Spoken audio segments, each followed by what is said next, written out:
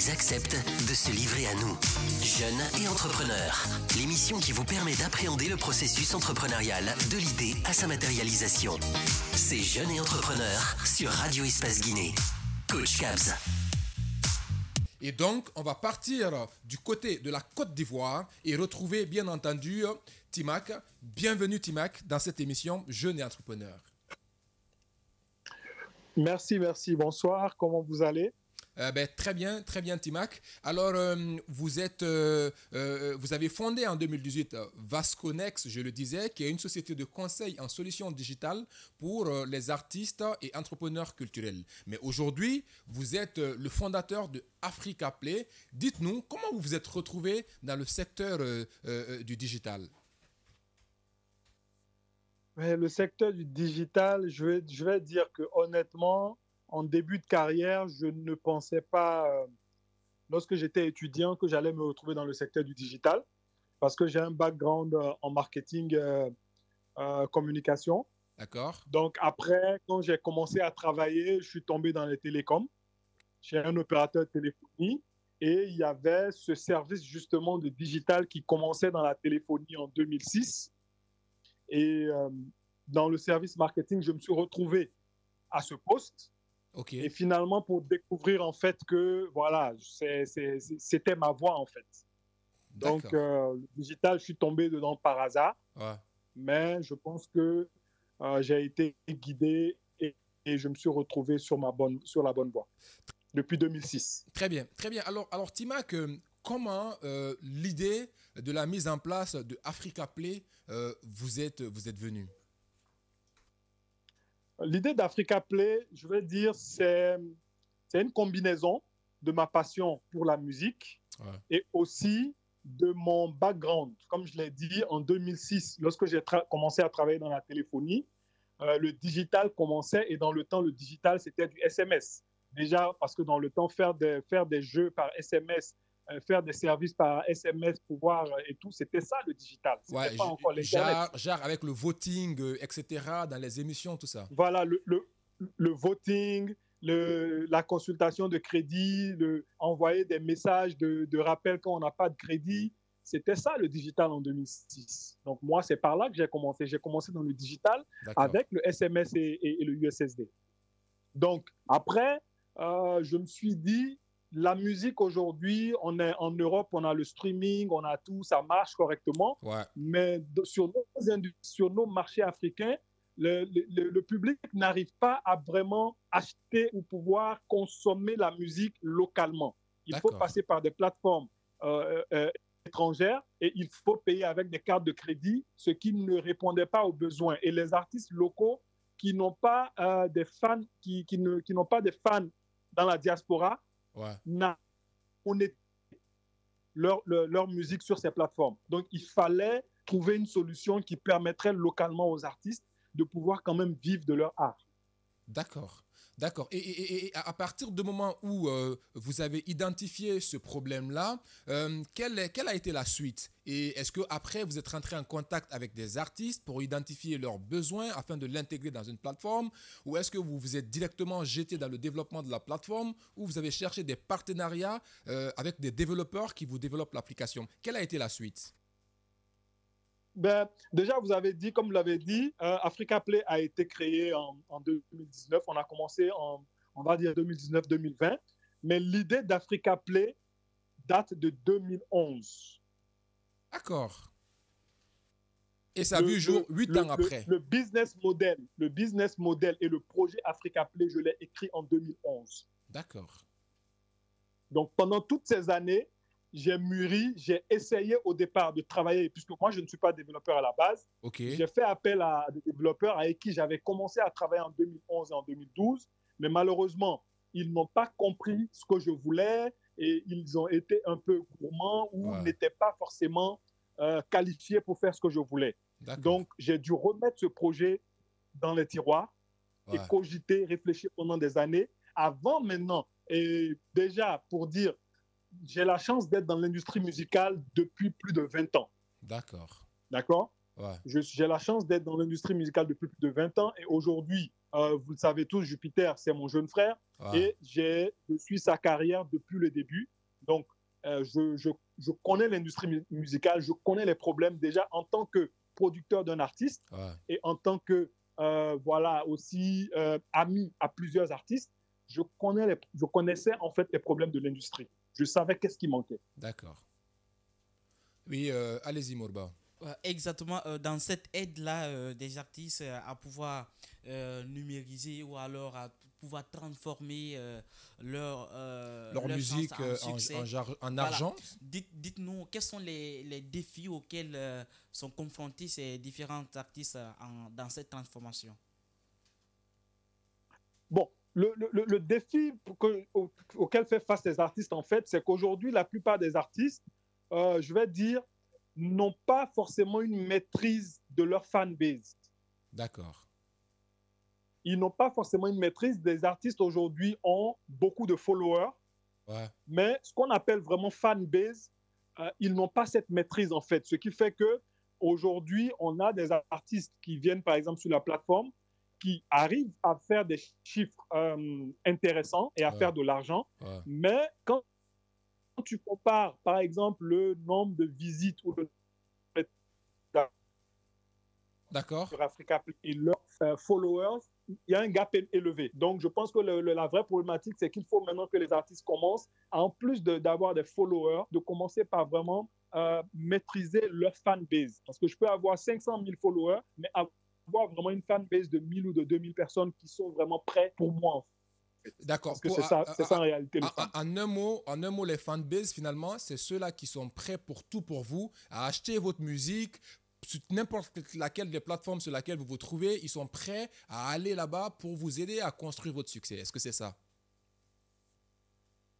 Oui, c'est bien ça. Pour moi, c'est ça la définition d'un fan.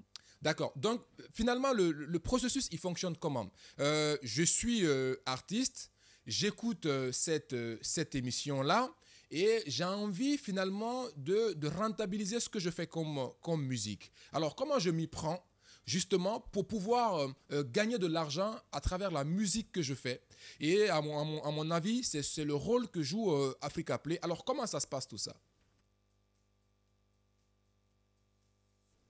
Ça se passe qu'aujourd'hui, avec les artistes, on signe un contrat qui est clair dès le départ. Et à partir d'une fois que le contrat est signé, l'artiste nous mettra à disposition le titre qu'il veut vendre sur Africa Play. Une fois que le titre est en ligne, l'artiste recevra un lien qu'il partagera sur ses réseaux sociaux et il recevra un second lien qui lui permettra en temps réel de suivre lui-même ses ventes et les soutiens qu'il pourra avoir sur Africa Play. D'accord. Et finalement, c'est quoi dans ce contrat-là? Qu'est-ce qu'il y a là-dedans? C'est quoi le business model qui est derrière Africa Play? Comment Africa Play fait pour gagner de l'argent? Le business model derrière Africa Play, c'est un partage de revenus. Aujourd'hui, pour les ventes, en fait, aujourd'hui, on partage du revenu entre l'artiste et la plateforme. Maintenant, le taux de partage est défini en fonction de ce que Africa Play doit apporter en plus de vendre de la musique. Parce qu'aujourd'hui, Africa Play, comme vous l'avez dit tantôt, et Vasconès, on fait aussi du conseil culturel et aussi voilà, de la distribution et aussi, je vais dire, de la communication sur les radios et tout. Nous avons des partenariats avec des radios, que ce soit en Guinée, que ce soit en Côte d'Ivoire, au Bénin, au Togo. Donc aujourd'hui, si un artiste veut tout simplement vendre lui-même sa musique sur Africa Play, il y a un pourcentage qui est défini. Et si maintenant Africa Play doit aussi l'aider dans la promotion de sa musique, ce que nous faisons aussi, dans ce cas, il y a une autre discussion qui est faite. Mais nous gagnons de l'argent, en fait, sur l'argent que fait rentrer les artistes. On partage le revenu qui arrive, en fait. Et en guise d'exemple, on va aller sur un cas pratique. Moi, je suis artiste. Alors, j'ai fait une musique et j'ai envie de la vendre. La musique, là, elle se vend comment? Oui. Est-ce que c'est vous qui fixez le prix ou est-ce que vous aidez l'artiste à fixer le prix de la musique? Et après, comment ça se passe concrètement? En fait, sur la plateforme, nous avons des tarifs prédéfinis, d'accord? Pour acheter un son, un single, c'est entre 2000 francs guinéens et 5000 francs guinéens. L'artiste est libre de fixer le prix, soit à 2000 francs, soit à 3000 francs ou à 5000 francs guinéens. D'accord. S'il veut le mettre au-delà, ça rentre dans le cadre d'un soutien. OK. D'accord. Okay. Et le soutien n'a pas de limite, en fait. L'artiste peut décider que pour avoir sa musique, il faudrait mettre en soutien 100 000 francs ou 500 000 francs guinéens. D'accord. Donc, à partir de ce moment, ça, c'est le soutien. Ce n'est plus de la vente, c'est du soutien. Donc, l'artiste communiquera pour dire, et le soutien est beaucoup plus utilisé par les artistes pour faire des ventes, des pré-ventes, en fait, avant la sortie officielle, pour donner de l'exclusivité à ceux qui les soutiennent. Mais moi, avant de passer la parole à Mustapha qui a une question à poser, j'ai envie de comprendre par exemple, est-ce que la plateforme intègre un mécanisme de sécurité du genre, moi j'achète un single d'un artiste qui se retrouve sur Africa Play, est-ce que pour écouter ce single-là, je dois à chaque fois me connecter sur la plateforme pour l'écouter, ou est-ce que j'ai le moyen de télécharger donc ce single-là et après finalement je peux le partager à des gens? Comment à ce niveau-là ça fonctionne? Oui, aujourd'hui, je vais dire en termes de sécurité, ce n'est pas seulement qu'Africa Play. Nous, aujourd'hui, ce que nous essayons, puisque nous essayons de répondre à une problématique, lorsque tu achètes la musique, tu la télécharges, tu en fais ce que tu veux. Mais si c'est juste pour assurer, en fait, c'est un modèle sur lequel nous sommes conscients du partage. Ouais. Mais aujourd'hui, avant la venue d'Africa Play, les gens téléchargeaient illégalement sur YouTube et le partageaient déjà. Ouais. Donc, et d'ailleurs, c'est pourquoi vous encouragez à ce que les artistes aient des vraies fanbases. Parce que les fanbases ne seront donc pas dans le fait de télécharger, de partager entre eux. Eux, ils sont prêts à acheter pour soutenir l'artiste afin de le permettre de grandir. Bien sûr, parce que là, si vous voulez, même pour des chiffres concrets, je peux par exemple donner des chiffres de l'album de Navigator où en 2 jours, on a fait près de 1500 ventes de l'album de Navigator. Et dernièrement, avec MC Fresh, là, je ne peux pas donner les chiffres parce que je n'ai pas eu l'autorisation de l'artiste pour partager ses statistiques. Ouais. Mais il vient de sortir son dernier single qui a vraiment marché sur Africa Play. D'accord. Allez-y, Mustapha, pour votre question. Le micro. C'était par rapport à tout cela. Est-ce qu'aujourd'hui, monsieur, vous qui gérez cette plateforme commerciale pour des artistes, elle va promouvoir les artistes, mais est-ce que les mélomanes, que peut-être je me retrouve carrément dans ce lot, on se plaint souvent à cause des livres de la connexion que nous connaissons, le coût en même temps. Est-ce qu'il y a une sorte de facilité que les gens viennent sur la plateforme acheter des musiques là? Est-ce que l'accès à la plateforme est vraiment facile, surtout pour ceux qui sont aujourd'hui en Guinée? Oui, bien sûr, l'accès il est facile parce qu'aujourd'hui, déjà, on a essayé de ne pas alourdir le chargement des pages pour permettre quand même de vite charger. Maintenant, nous mettons des fichiers MP3 qui sont entre 5 mégaoctets et 10 mégaoctets pour un single. D'accord. Donc, lorsque la personne télécharge, après, il peut écouter. Donc, justement, c'est pour ça. Et nous, sur Africa Play, ce que nous avons fait, c'est lorsque vous achetez un morceau sur Africa Play et que pour une raison de connexion, vous êtes déconnecté, une fois que le prélèvement a été fait, le morceau est disponible dans vos historiques pour 30 jours. Donc, vous pouvez vous reconnecter sur Africa Play et télécharger gratuitement ce morceau sans avoir à payer à nouveau. Parce que justement, on a tenu compte du fait que sur nos marchés, il y a des moments où la connexion, elle est vraiment, vraiment lente et que la personne, même pour un fichier de 5 mégas, il est impossible de le télécharger. D'accord. Allez-y, Boubacar. Alors, tout à l'heure, vous avez souligné que les artistes doivent avoir des fanbuzz qui sont vraiment prêts à acheter le contenu de ce qu'ils font, acheter le produit. Est-ce que parfois, vous travaillez avec les artistes sur le contenu lui-même pour que le produit soit mieux vendu à travers votre plateforme? Non, aujourd'hui, nous n'intervenons pas dans le travail du contenu avec les artistes. Vous, c'est la commercialisation. Parce que après, l'artiste a sa production, il a sa direction artistique. Nous ne sommes qu'une plateforme pour vendre. Donc aujourd'hui, c'est pour cela que nous recommandons, si l'artiste sait qu'il a une fanbase, ils vont acheter. Mais il y a des artistes aussi qui viennent sur Africa Play qui sont disponibles. Et voilà, il n'y a pas de vente. Parce que justement, il n'y a pas vraiment, les fans ne sont pas prêts à acheter leur musique.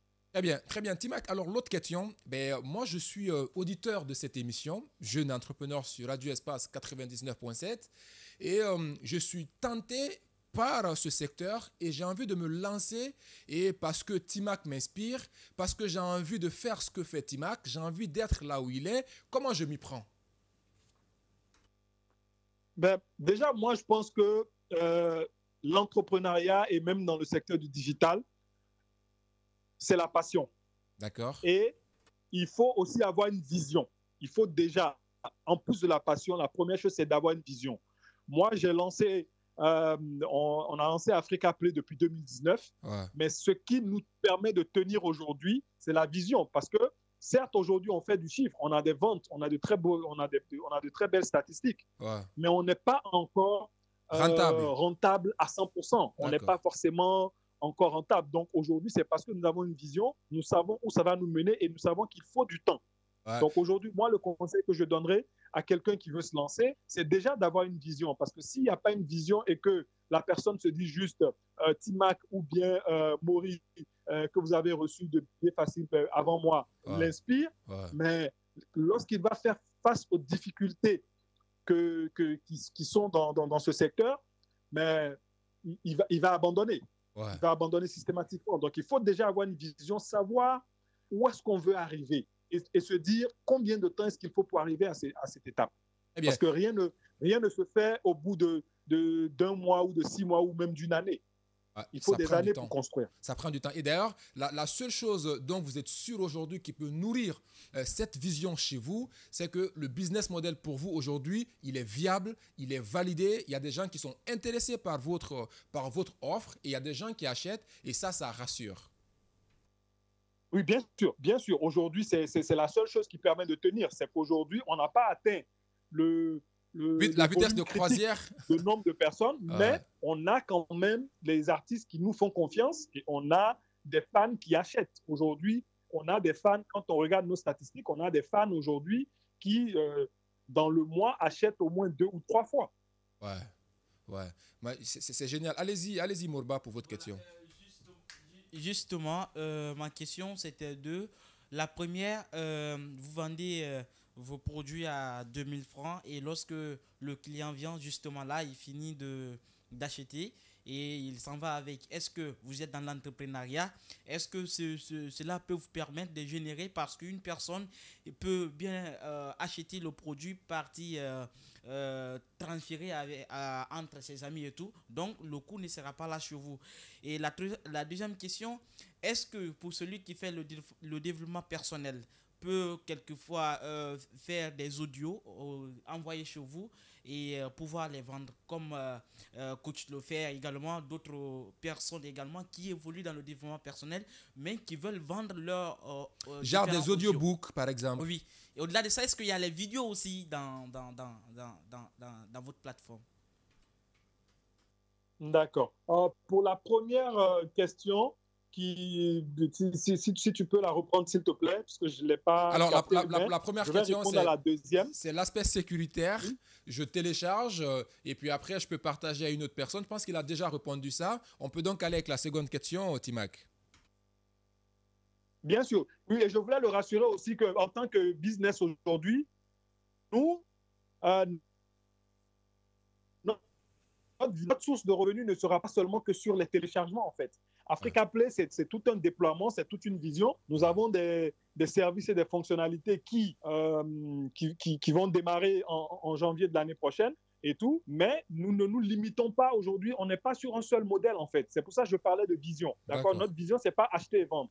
Donc, il y a tout un aspect, il y aura tout un aspect de merchandising et plein d'autres fonctionnalités. Maintenant, le deuxième volet, oui, aujourd'hui, l'audio, tout ce qui est audiobook, on peut le faire. C'est seulement la vidéo que nous n'avons pas encore intégrée, mais tout ce qui est audiobook, on peut le vendre sur Africa Play. On a déjà eu au Bénin 2 auteurs d'audiobook qui ont déjà utilisé la plateforme Africa Play pour vendre leurs audios. Très bien, Timac. Alors, il ne nous reste plus qu'à vous laisser partir. Mais avant, est-ce que vous avez un dernier message à partager à ces artistes qui vous écoutent, à ces jeunes qui vous écoutent, qui ont envie de faire comme vous, mais également à ces autres entrepreneurs qui évoluent dans le même secteur que vous, finalement, dans le secteur du digital? Quel est le message que vous avez pour vous comme votre dernier mot? Moi, le message que j'ai je vais dire à mes pairs entrepreneurs et aux jeunes qui veulent réussir, c'est la persévérance. C'est la vision et la persévérance. C'est les deux mots-clés, en fait, qu'il faut retenir dans l'entrepreneuriat et surtout dans le digital. Persévérance. Vision et persévérance. Sans ces deux, tout le reste, même si vous avez un investissement de 20 millions de dollars, si vous n'avez pas ces deux atouts, si vous n'avez pas ces deux qualités, vous ne pourrez pas aller quelque part. D'accord. D'accord, Timac. Alors, franchement, merci à vous.